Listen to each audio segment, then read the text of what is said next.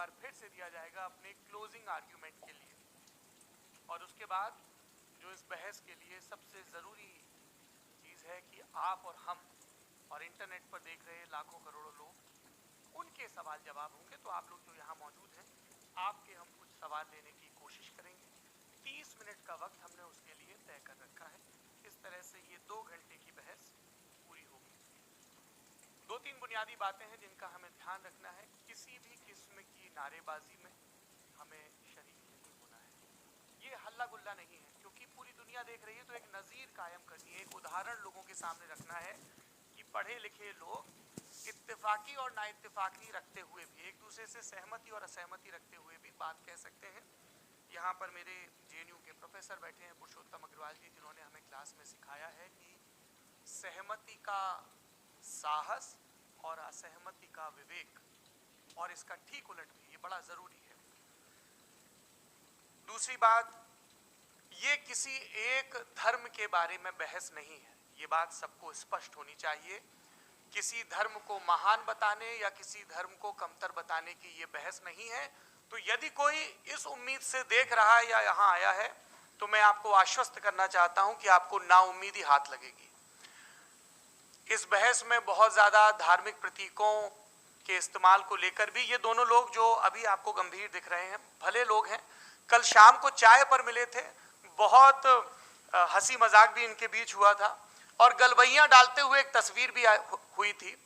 ये इस बात का प्रमाण है कि इंटरनेट पर जो हल्ला मचा हुआ है उसके मुकाबले ये दोनों लोग बहुत ही अच्छे शांत ढंग से बहस के लिए राजी हो गए हैं। ट्विटर की बात है, ट्विटर तक सीमित, एलन मस्क आजकल उसको एक्स कहते हैं। और अब इस बहस की शुरुआत, मैं इन विद्वानों का, हालांकि इनको परिचय की जरूरत नहीं, पर हो सकता है, हमें पत्रकारिता में सिखाया जाता है कि नेवर अज्यूम, विज्ञान भी यही कहता है। मुफ्ती शमाइल नदवी साहब इस्लामिक विद्वान, शिक्षाविद हैं, कोलकाता के वाहियान फाउंडेशन के संस्थापक हैं, लखनऊ की प्रतिष्ठित दारुल उलूम नदवतुल उलमा से ग्रेजुएशन किया है, सोशल मीडिया और सार्वजनिक मंचों पर अध्यापन और बौद्धिक कामों में सक्रिय हैं, और इस समय इंटरनेशनल इस्लामिक यूनिवर्सिटी मलेशिया से पीएचडी कर रहे हैं। अच्छी बात यह है कि पढ़ाई के साथ साथ ट्रैवल ब्लॉग भी बनाते हैं। पेट्रोनास टावर के सामने का ब्लॉग हमने देखा। हमारे साथ जावेद अख्तर साहब हैं। जावेद अख्तर साहब कवि हैं, शायर हैं, गद्य भी लिखते हैं, फिल्मों के लिए संवाद लिखे हैं, गीत लिखे हैं। इससे इतर ये वैज्ञानिक सोच को लेकर या अपने डिक्लेयर्ड एथिज्म को लेकर भी मुखर रहते हैं और अपने तहीं रैशनैलिटी की बात करते हैं। देवियों और सज्जनों, डज गॉड एग्जिस्ट? इस सवाल का जवाब सब अपने अपने तहीं खोजने की कोशिश कर रहे हैं। कोई इसको गॉड डैम पार्टिकल की खोज बताता है, कोई गॉड पार्टिकल की खोज बताता है, कोई हिग्स बोसान की खोज बताता है, कोई ये सवाल जवाब तलाशने की कोशिश करता है कि मास एग्जिस्टेंस में आखिर आया कैसे, हुआ क्या था, सृष्टि के पहले, समय के पहले क्या था, और कोई ये कहता है कि ये सारी खोजें जिस मस्तिष्क में हो रही हैं प्रकृति के क्रम में, वो कैसे विकसित हुआ। मैं उम्मीद करता हूं कि हम आज इन बुनियादी सवालों के कुछ जवाब हासिल करने में कामयाब हों। मैं सबसे पहले मंच पर आमंत्रित कर रहा हूं मुफ्ती शमाइल नदवी साहब को। आइए सर।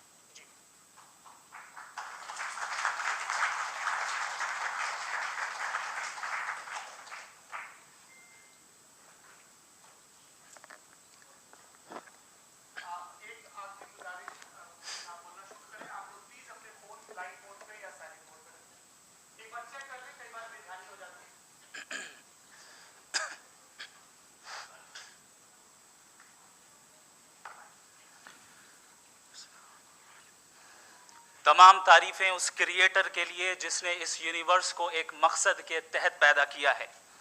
रिस्पेक्टेड जनाब जावेद अख्तर साहब, मिस्टर सौरभ द्विवेदी और respected audience, thank you all for being here today. आज की डिबेट में चूंकि हम बात करने वाले हैं डज गॉड एग्जिस्ट के टॉपिक पर, तो ये एक ऐसा टॉपिक है जिसके मुताल्लिक कोई भी डिसीजन लेने के लिए अलग अलग स्टैंडर्ड्स हो सकते हैं। लिहाजा डिबेट के शुरू में ये ज़रूरी है कि हम ये जान लें कि आज के इस टॉपिक में कौन सा स्टैंडर्ड सही होगा और कौन सा गलत होगा। सबसे पहला स्टैंडर्ड जिसे मैं समझता हूं कि हमारे रिस्पेक्टेड जनाब जावेद अख्तर साहब बड़ी तेजी के साथ उसकी तरफ लपकेंगे, वो है साइंस। जबकि साइंस दर हकीकत खुदा के एग्जिस्टेंस को डायरेक्टली साबित करने या उसके एग्जिस्टेंस को डिनाई करने के लिए स्टैंडर्ड नहीं बन सकती।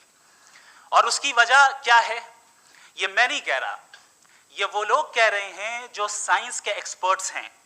नेशनल एकेडमी ऑफ साइंस कहती है science doesn't have the processes to prove और disprove the existence of God. Why?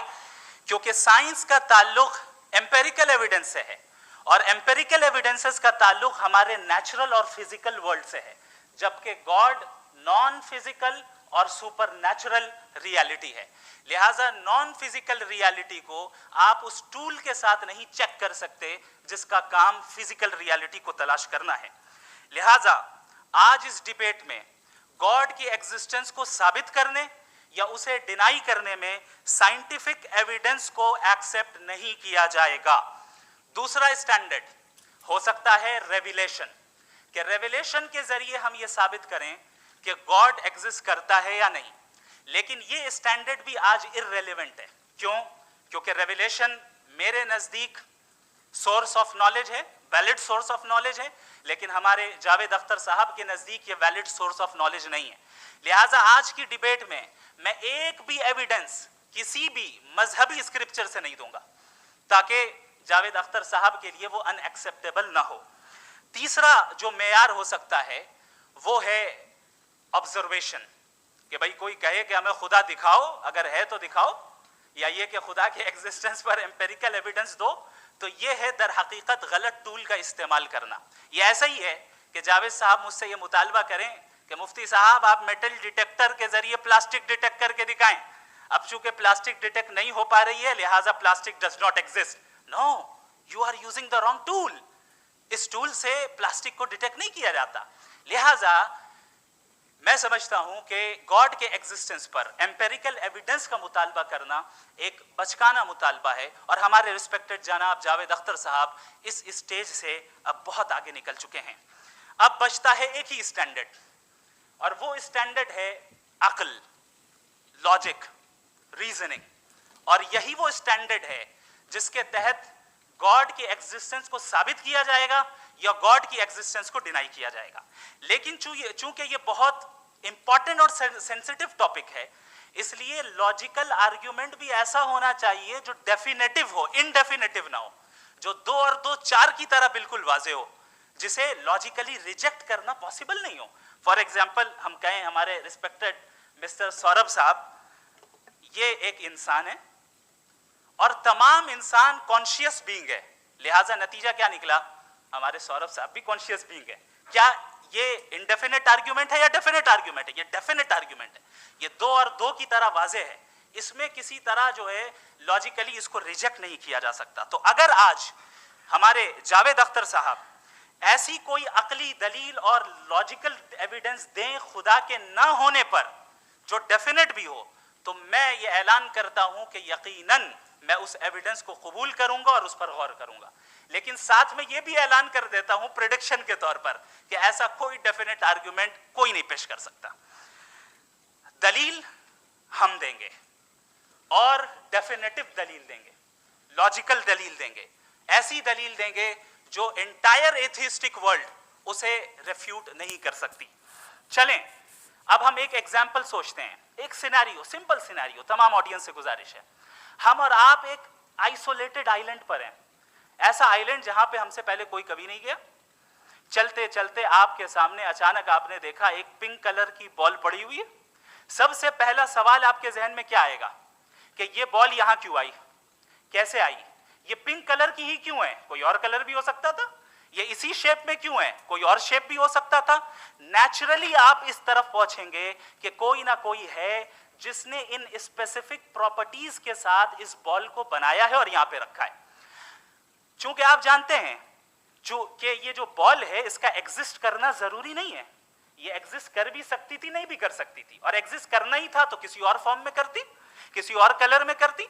अब आप इस बॉल को एक्सपैंड करते चले जाएं, एक्सपैंड करते चले जाएं, एक्सपैंड करते चले जाएं, यहां तक कि ये बॉल यूनिवर्स के साइज की हो जाए। बताइए कि क्या साइज के बढ़ जाने से सवाल बदल जाएगा? हरगिज नहीं बदलेगा। अभी भी सवाल रहेगा, ये यूनिवर्स कहां से आया, इन स्पेसिफिक प्रॉपर्टीज के साथ कहां से आया, क्यों आया, किसने बनाया, ये सवाल उस वक्त भी वैलिड रहेगा। लेकिन ये सवाल अगर हम जनाब जावेद अख्तर साहब से करें तो चूंकि इनका वर्ल्ड व्यू एथिस्टिक है, और सिर्फ इनका नहीं, मतलब जितने भी एथिस्ट हैं और एथिस्टिक वर्ल्ड व्यू को रखने वाले से अगर आप ये सवाल करें कि ये यूनिवर्स कहां से आया, तो इनका जवाब या तो आर्ग्यूमेंट फ्रॉम इग्नोरेंस होगा या डॉगमेटिक होगा। या तो ये कहेंगे कि मुझे नहीं पता कि ये कहां से आया, लिहाजा गॉड डज नॉट एग्जिस्ट, ये आर्ग्यूमेंट फ्रॉम इग्नोरेंस है।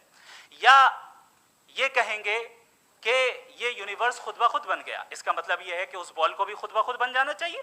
लेकिन बॉल के ताल्लुक से ये एक्सप्लेनेशन एक्सेप्ट नहीं की जाएगी कि खुद ब खुद बन गई, लेकिन यूनिवर्स के ताल्लुक से कर दिया जाएगा। इसे हम दूसरे अल्फाज में डॉगमा भी कह सकते हैं।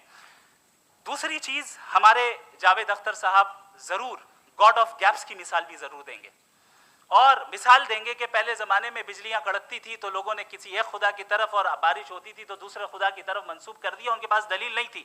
ये हमारा वर्ल्ड व्यू है ही नहीं, ये हमारा वर्ल्ड व्यू है ही नहीं, क्योंकि नेचुरल फिनोमेना के प्रोसेस की इंटरप्रिटेशन को जान लेने से ये कहां से साबित हो गया कि गॉड एग्जिस्ट नहीं करता है। इस पर मैं इंशाल्लाह अभी आगे बात करूंगा। आप हजरात ये भी देखेंगे, और मैं ये एक्सपेक्ट करता हूं कि हमारे रिस्पेक्टेड जनाब जावेद अख्तर साहब जरूर इमोशनल आर्ग्यूमेंट्स भी देंगे, जो कि एक लॉजिकल फेलेसी है जब बात आती है ट्रुथ को डिसाइड करने में। क्यों? मिसाल के तौर पर वो कहेंगे कि अगर गॉड है तो ईविल क्यों एग्जिस्ट करता है, जबकि मैं कहता हूं ईविल का एग्जिस्ट करना गॉड के एग्जिस्ट करने की दलील है, उसके खिलाफ नहीं है। चूंकि अगर गॉड है तो हम सब उसके सामने अकाउंटेबल हैं, और अगर हम अकाउंटेबल हैं तो अकाउंटेबिलिटी के लिए ईविल का मौजूद होना जरूरी है, उसके बगैर हम अकाउंटेबल नहीं हो सकते। और अगर हम अकाउंटेबल नहीं हैं तो हम जनाब जावेद अख्तर साहब से पूछेंगे कि आप बताएं कि फिर सफरिंग इस दुनिया में क्यों है? अगर खुदा नहीं है तो सफरिंग क्यों है? और उन लोगों के जज्बे का क्या जिनके अंदर सफरिंग के बाद इंतकाम लेने का जज्बा पाया जाता है और वो इस दुनिया से ऐसे ही चले गए, क्या उनकी सारी तकलीफें बेकार चली जाएंगी? अब आ जाएं उसी एग्जाम्पल की तरफ कि बॉल, मुझसे अगर कोई पूछे इस बॉल को किसने बनाया और या इस एक्सपेंडेड बॉल को किसने बनाया, मैं कहूंगा कि चूंकि ये यूनिवर्स और इस यूनिवर्स की तमाम चीजें कॉन्टिंजेंट हैं। कॉन्टिंजेंट होने का मतलब ये होता है कि जो अपने एग्जिस्टेंस पे किसी के ऊपर डिपेंड करती हो, तो जाहिर है ये यूनिवर्स कॉन्टिंजेंट है। और अगर कोई चीज कॉन्टिंजेंट नहीं है तो मैं रिक्वेस्ट करूंगा कि मुझे दिखा दें कि कौन सी चीज यूनिवर्स में कॉन्टिंजेंट नहीं है, हम भी जरा गौर कर लें और हम भी देख लें। और जब कॉन्टिंजेंट चीजें मौजूद हैं तो फिलोसोफर्स की इस्तिलाह के मुताबिक, हम उस टर्मिनोलॉजी के मुताबिक हम उस जगह तक पहुंचते हैं और उस हस्ती तक पहुंचते हैं जिसे नेसेसरी बीइंग कहा जाता है, कि ये वो नेसेसरी बीइंग है जिसका मौजूद ना होना नामुमकिन हो। क्योंकि अगर ये मौजूद ना हो तो सारी चीजें एग्जिस्टेंस में आएंगी ही नहीं, और ये सारी कॉन्टिंजेंट चीजें उसी के ऊपर डिपेंड करती हैं। अब अगर आप ये सवाल करते हैं कि फिर उस हस्ती को किसने बनाया, फिर उसका कॉज क्या है, फिर उसका कॉज क्या है, फिर उसका कॉज क्या है, और एंडलेसली चले जाएं, इसे हम कहते हैं इन्फिनिट रिग्रेस ऑफ कॉजेस, जो कि लॉजिकल फेलेसी है। कॉन्सेप्चुअली इन्फिनिटी पॉसिबल है। मिसाल के तौर पे न्यूमेरिकल्स 1 2 3 गिनते चले जाएं, इन्फिनिट नंबर्स हैं। मैं कॉन्सेप्चुअली बात नहीं कर रहा, प्रैक्टिकली रियलिटी में साबित करके दिखाएं कि infinite regress of causes possible है या नहीं। अगर पॉसिबल है तो हम मान लेंगे, मिसाल दे दें, और पॉसिबल नहीं है तो एक ही ऑप्शन बचता है जिसे हम कहते हैं नेसेसरी बीइंग। ऐसी नेसेसरी बीइंग जो इंडिपेंडेंट है, क्योंकि अगर वो डिपेंडेंट हुई तो वो नेसेसरी नहीं रहेगी। ऐसी इंडिपेंडेंट बीइंग जो इटर्नल है, अगर वो इटर्नल नहीं होगी, उसकी बिगिनिंग होगी तो वो खुद कॉन्टिंजेंट है। ऐसी बीइंग जो पावरफुल है, क्योंकि कॉन्टिंजेंट को एक्चुअलाइज करने के लिए पावर चाहिए। ऐसी बीइंग जो इंटेलिजेंट है और नॉलेजेबल है, क्योंकि ये यूनिवर्स स्पेसिफिक फॉर्म और स्पेसिफिक लॉज ऑफ नेचर के तहत प्रिसाइजली चल रहा है। Thank you. थैंक यू मुफ्ती साहब। मैं इन दलीलों के बाद जावेद अख्तर साहब से गुजारिश करूंगा, आप बैठ के बोलना चाहेंगे या वहां? जी।